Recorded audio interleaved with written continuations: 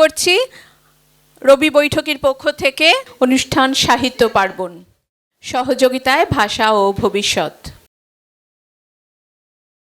আনসারউদ্দিন, সাহিত্যিক আনসারউদ্দিন আনসারদা, তাকে আমরা চিনি এক ভিন্নধর্মী কথা সাহিত্যিক। তাঁর লেখায় ধরা পড়ে সর্বব্যাপ্ত এবং খুঁতকাতর গ্রামীণ সমাজের খুঁটিনাটি। লেখক পশ্চিমবঙ্গের নদিয়া জেলার বাসিন্দা, পেশায় প্রান্তিক চাষি, হাতে কলমে নিজস্ব চাষবাস এবং গ্রামীণ জীবনের অভিজ্ঞতা আনসারউদ্দিনের লেখায় ছড়িয়ে ছিটিয়ে রয়েছে। পশ্চিমবঙ্গের মুসলিম গরিষ্ঠ গ্রামের শ্রমজীবী ও কৃষিজীবী মানুষের যাপন কাহিনী, তাদের লড়াই তার লেখার প্রাণ, যেখানে ধর্ম সম্প্রদায়ের গল্পকথা, অতীত বর্তমানের কথা সব উঠে আসে। একেবারে ভিন্নধর্মী গল্পগুলো 90-এর দশক থেকে প্রকাশিত হয় বিভিন্ন লিটল ম্যাগাজিন, বিভিন্ন নামজাদা পত্রপত্রিকায়। আমরা তার লেখা পড়েছি, পেয়েছি।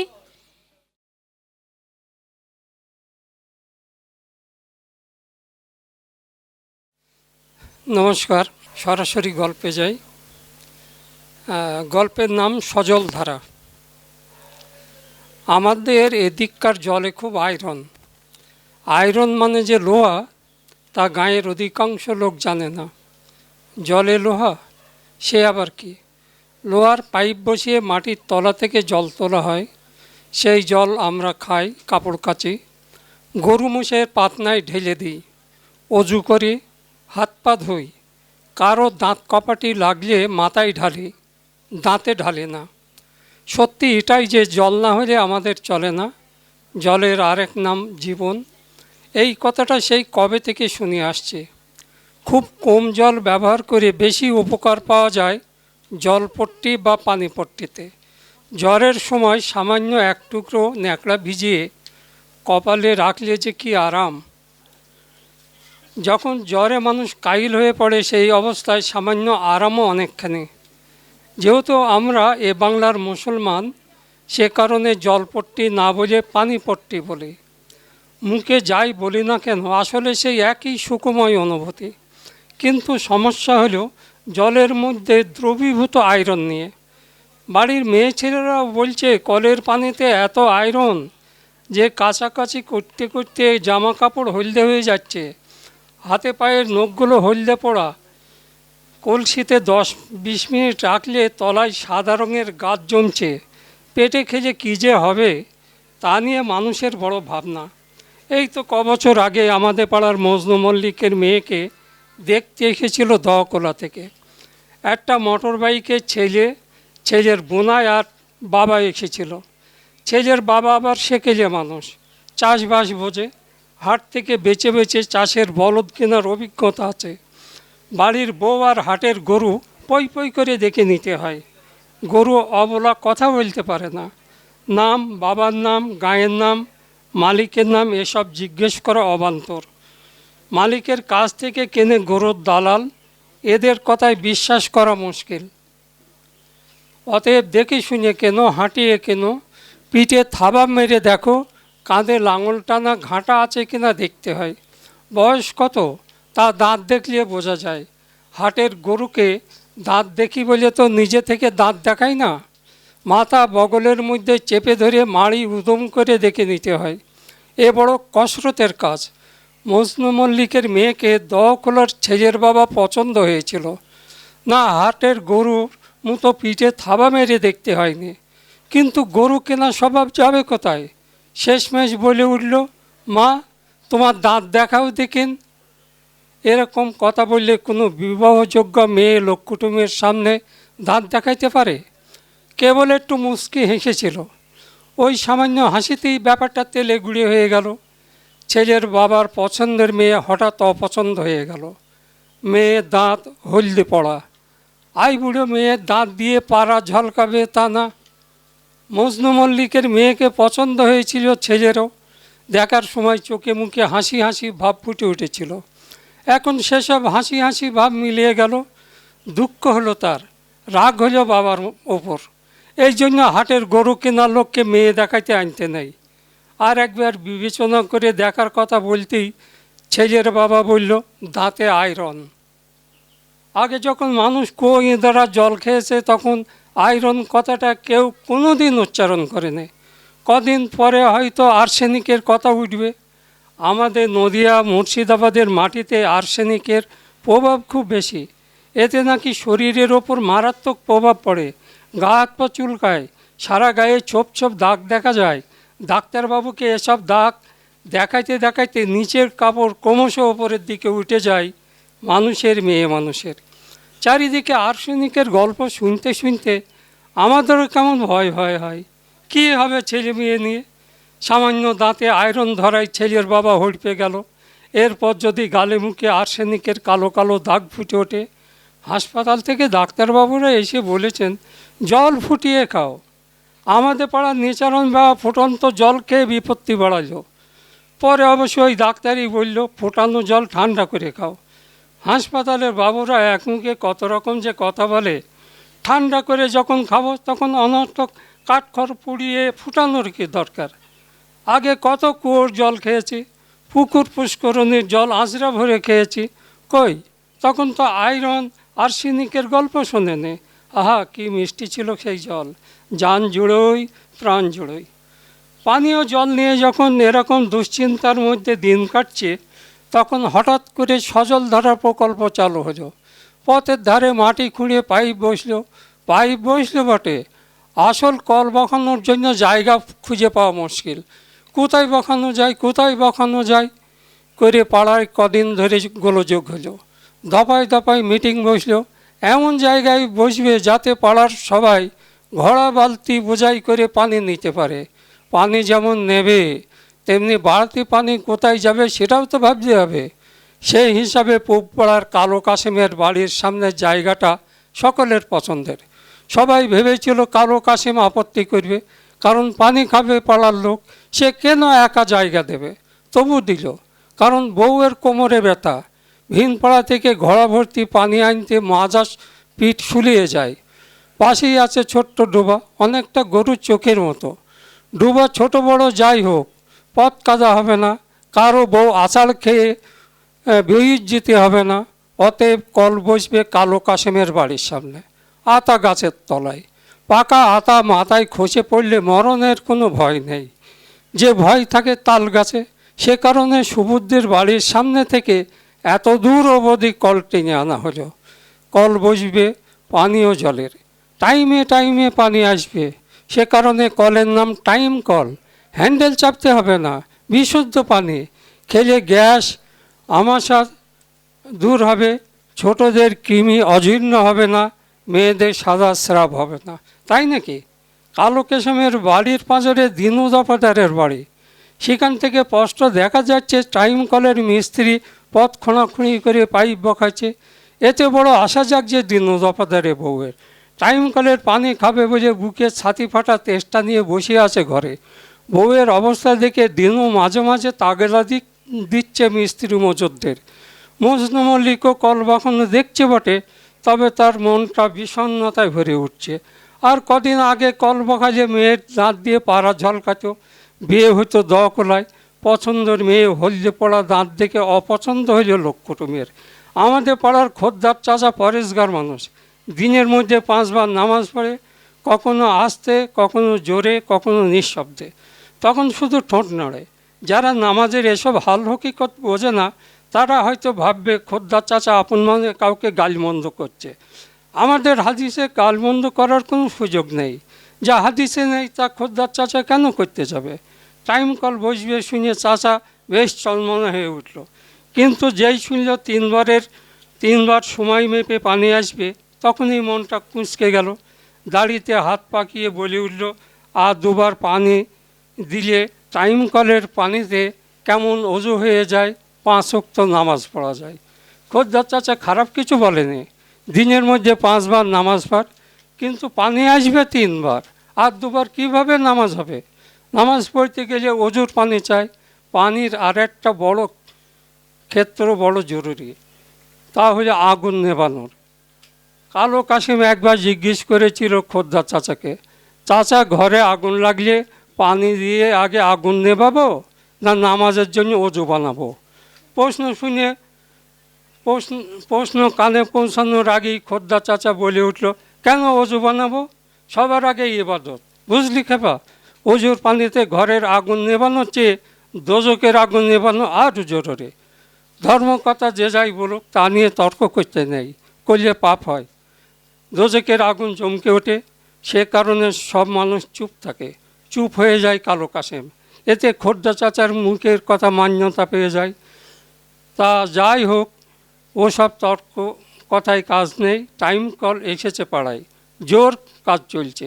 শখের জুড়ে একটার পর একটা পাইপ জোড়া দেওয়া হচ্ছে। দিনু দপাদের বউ টাইম কলের পানি খাবে বলে এখনও তাকিয়ে বসে আসে হাঁপিতেছে। আচ্ছা জান বটে মেয়ে এটার। দিনু সবাইকে বলে রেখেছে, টাইম কলের প্রথম পানিটা যেন আমার বউকে দেয়া হয়, তা না হলেও বুকে ছাতি ফেটে মরে যাবে। নাও নাও মিস্ত্রি, তাড়াতাড়ি করো, হয়তো চোখ টিপে ফাঁপা পাইপের মধ্যে নজর চালাতে হবে না। মিস্ত্রিদের থেকে দিনুর তৎপরতা বেশি। সে সকেট এগিয়ে দেয়, পাইপ কাটা ব্লেড এগিয়ে দেয়, আঠার কৌটো নাট বল্টু সব এগিয়ে দেয়। এসব করতে করতে পূবের সূর্য পশ্চিমে গড়ানি খায়। টাইম কল বসে গেল কালো কাশেমের বাড়ির সামনে, আতা গাছের নিচে। এখন মাঘ মাস, গাছের ডালে আতা ঝুলছে, কাঁচা আতা।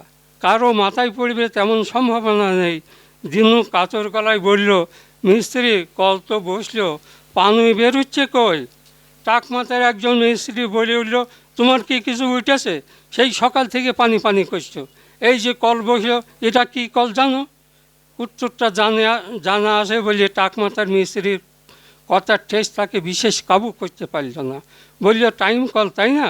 ঠিক তাই, টাইম কল। তা পানি আসার টাইম হোক। কটা টাইম মিস্ত্রি? বিকেল 4টে বাজতে এখনও আধ ঘন্টা বাকি। এই আধ ঘন্টার মধ্যে অনেক মিনিট আছে, সেকেন্ড আছে। গাঁয়ের মানুষ অত সেকেন্ড মিনিট বোঝে না। দিনু দপারা তার তৃষ্ণার্ত বউকে টাইম কলের সামনে বসিয়ে রেখেছে। খোর্দার চাচা ওই পানিতে উজু করবে বলে পা দুটো কলের মুখে এগিয়ে দিয়েছে। দেখা যাক টাইম কলের পানি সবার আগে দিনু দপাদের বউয়ের মুখে পড়ে, না খোর্দা চাচা পায়ের ওপর গড়ানি খায়। কালে কাশেম বলল, চাচা আগে মানুষের মুখ না পা। কালো কাশেম বলল, চাচা আগে মানুষের মুখ না পা। খোর্দার চাচা বললে, নামাজি মানুষের পা বেনামাজির মুখের থেকেও ভালো, আগে ওজু তারপর খাওয়া। কল মিস্ত্রির দল খোর্দার চাচার কথায় আপত্তি জানালো। বলল, মুরব্বী, সরকার অনেক টাকা পয়সা খরচ করে ট্যাপ কল বসাচ্ছে জল খাবার জন্য, ওজুর জন্য নাই। গঙ্গা থেকে পাম্প করে এই জল তোলা হচ্ছে। এই প্রকল্পকে বলে সজলধারা, বুঝলে? গঙ্গা নদীর কথা শুনে খোর্দা চাচার মুখ দুমড়ে গেল। বলল, হ্যাঁ গো মিস্ত্রি, এ পানি পাতাল থেকে আসছে না, গলি মাটির তলা থেকে? না মুরব্বী, গঙ্গা থেকে পাম্প করে তোলা হচ্ছে, তারপর শোধন হচ্ছে, বুঝলে? শোধন হলেও তো গঙ্গার পানি না, কি বলো? মিস্ত্রির দলে একযোগে বলে উঠল, গঙ্গার পানি তো বটেই, গঙ্গা না হয়ে ছোটোখাটো নদী হলে 2 দিনের মধ্যে শুকিয়ে যাবে। কথা বলতে বলতে টাইম কলের মুখ দিয়ে ফস করে জলের ধারা বেরিয়ে এলো। খোর্দার চাচা লাফিয়ে সরিয়ে এলো। এদের সুবিধা হলো দিনু দপাদারের বউয়ের। টাইম কলের জল প্রথম তার মুখে পড়ল। তেষ্টায় ফেটে যাওয়া কুলজে ঠান্ডা হলো তার। মানুষ ঘোড়া বালতি নিয়ে লাইন লাগালো। কালো কাশেমের বউ বাড়ির সামনে থেকে টুক করে জল ভরে আনে। সেই জলে ভাত রান্না, ধপধপে সাদা ভাত, এতটাই সাদা যে খাবার আগে কেবল তাকিয়ে তাকিয়ে দেখা। বাড়ির সামনে ট্যাপ কল বলেই সুবিধা তার, তা নইলে অন্য জায়গা থেকে জল আনতে মাজার ব্যথার ফুল টাটানি বেড়ে যেত বউটার। এখন বুঝতে পারছে টিউবকল আর ট্যাপ কলের কত তফাৎ। একটাতে 2 হাত দিয়ে চাপতে হয়, চেপে চেপে পাতাল থেকে টেনে তুলতে হয়। আর ট্যাপ কলের জল কলকলিয়ে বেরিয়ে আসছে আপনা আপনি। অবশিষ্ট জল সরু নালা দিয়ে এঁকে বেঁকে নেমে যাচ্ছে পাশের গর্তের দিকে। পাড়ার মেয়ে মানুষের দল 3 বেলা ঘড়ি মাপার সময় বুঝে ঘোড়া বালতি বোতল ভরে জল নিচ্ছে। মজনু মল্লিকের বউও নেয় আর ভাবে, এই ট্যাপ কল যদি আগে বসতো তাহলে মেয়ের দাঁতে আয়রন জমে হলদে হয়ে যেত না, মেয়ে 10 করাতে কদরে বিক্রি হয়ে যেত। এখন সে মেয়ে ঢক ঢক করে ট্যাপ কলের জল খায় আর আয়নায় দাঁত বিছিয়ে দেখে আর ভাবে, এই হলদে পড়ার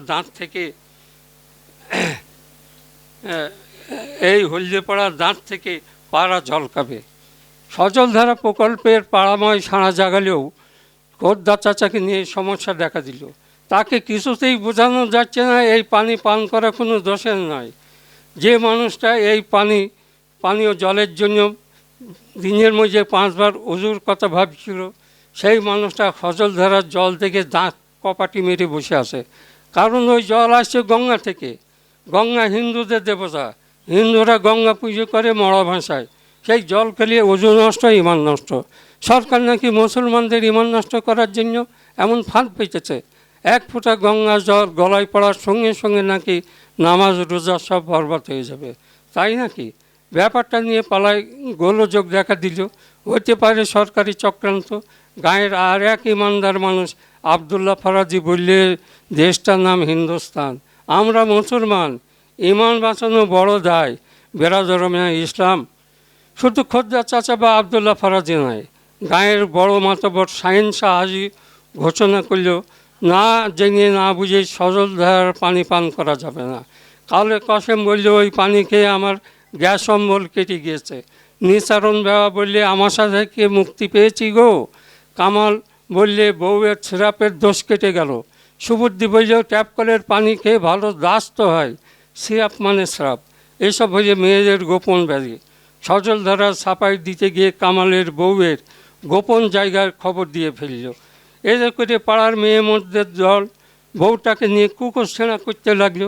বউটা লজ্জায় আর পাড়ায় মুখ দেখাইতে পারছে না। সে গাল পাড়া কামালকে, সব নিচে মিনছে, উঠ নেই বুঝ নেই, কোথায় কী বলতে হয় জানে না। এখন মানুষ 14 নারী ধুয়ে দিচ্ছে হাসি মস্করায়। কামাল কুপিত হয়ে বলল, তুমি বললে বলে আমি মানুষের মাঝে জানান দাঁড়িয়ে করলাম, আমি তো আর হাত গড়া করে কিছু বলিনি। কালো কাসিম তো বলল, তার গ্যাস অম্বল ভালো হওয়ার কথা, ওর বেলায় কিছু হইল না, শুধু আমার বেলা। কামালের বউ বলে, সিরাপের দোষের কথা বলতে গেলে কেন, মেয়ে মানুষের গোপন রোগ জানো না? কামাল বললে, সবার বউয়ের রোগ আছে, শরীর আছে বলেই তো রোগ আছে। অনেকে অনেক রোগ ব্যাধি থেকে মুক্তি পেয়েছে, কেউ বলে কেউ বলে না। আমি বললাম, এর দুনিয়ায় দেখছি সত্যি কথাটাও বলা যাবে না। কথাটা বলে কামাল ফাঁপড়ে পড়ে গেল। তার চেয়ে ফাঁপড়ে পড়ে গেল পাড়ার লোক। সজলধারার জল খাওয়া যাবে কি যাবে না তা নিয়ে মজলিস বসবে। সব কিছু হাদিস কোরআনের আলোয় ব্যাখ্যা হবে। গাঁয়ের বড় বড় আলেম উলেমার দল হাজির হবে। তারপর ফতোয়া। এতদিন খেতে হতো 2 পাইপে টিউবওয়েলের পানি, আবার কি সেই 2 পাইপেই ফিরে যেতে হবে? টিউবওয়েলের জল খাওয়ার কথা উঠতেই মানুষের মন দমড়ে গেল। কদিন ধরে সজলধারার জল খেয়ে মানুষ বেশ অভ্যস্ত হয়ে উঠেছিল। এখন আবার ফিরে যেতে হবে সেই লোহার হ্যান্ডেলে। খোদ্দার চাচার পোয়াতি পূর্ব কল চাপতে পারছে না। এই জলে চাচা ওযু বানাবে, নামাজ পড়বে। কালো কাসেম ইমান নষ্টের ভয়ে টিউবওয়েলের জল কানাই ডাক্তারের ওষুধ গেলা করে গিলছে। নিচারণ বাবা 7 কাল গিয়ে এককালে ঠেকেছে, তারও ইমান নষ্টের ভয় ধরেছে। সারাদিন কলের আয়রনযুক্ত জল পান করতে করতে মোল্লা মৌলবীদের গাল পাড়ছে। ইমান হারানোর ভয়ে সবাই ট্যাপ কল থেকে সরে এসেছে। কালো কাসেমের আতা গাছের নিচে ট্যাপ কল একাকী দাঁড়িয়ে রয়েছে। ঘোড়া বালতি বোতল নিয়ে কেউ জলের জন্য লাইন দিচ্ছে না আর। এতদিনে আতা গাছের আতায় রং ধরেছে, পাখিতে ঠুকরে ঠুকরে খাচ্ছে। আধ খাওয়া আতার ভেতর থেকে কালো কালো বিশি বেরিয়ে এসেছে। সজলধারা ট্যাপ কল চলছে। কলের মুখ থেকে তীব্র বেগে জল গড়িয়ে পড়ছে। সরু নালা বেয়ে সেই জল অবলীলায় নেমে যাচ্ছে পাশের ডোবায়। এখন ওখানে ভন ভন মশা ওড়ে, মাছি ওড়ে। দিনের মধ্যে 3 বার নিয়ম করে সজলধারা ট্যাপ কলের মুখ থেকে বেরিয়ে আসা জলে পুষ্ট হয় কালো কাসেমের ডোবা। কারো ঘোড়া বালতির ঠং ঠাং আওয়াজে কেঁপে ওঠে না কলতলা। একমাত্র মজনু মল্লিকের মেয়ে সমস্ত সামাজিক ও ধর্মীয় বাধা নিষেধ অগ্রাহ্য করে কলসি ভর্তি জল নিয়ে যায়। তার বিশ্বাস, সামনে ফাগুন মাস, নতুন করে বিয়ের সম্বন্ধ আসবে, তার আগেই যদি হলদে পড়ার দাঁতে পাড়া ঝলকায়। নমস্কার।